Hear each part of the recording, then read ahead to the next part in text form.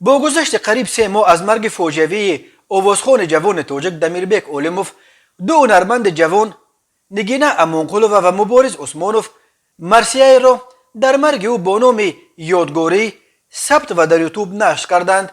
این ترانه را که با یک لحن پر از غم و زیر آهنگ موزون اجرا شده است، در چند ساعت اول تنها در کانال تماشا در یوتیوب الکی 30,000 نفر تماشا کردند. نگینا امونقلوف آوازخوان است که راه دمیربک اولموف به سوی قله‌های شهرت در استراد تاجیک محض از اجرای دویت کبوتر با نگینا آغاز یافته بود.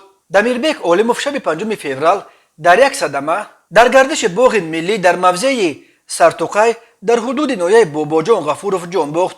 در این صدمه دو نوازنده گروه دمیربک اولموف جراحت برداشتند. بنا به خبرها ماشین دمیربک اولموف در راه بازگشت به خوجند از یک هنرنمایی در ناحیه باباجان غفوروف دچار صدمه شد. آوازخوان روانشاد امگی 32 سال داشت. از او 3 فرزند، 2 پسر و 1 دختر یتیم ماند.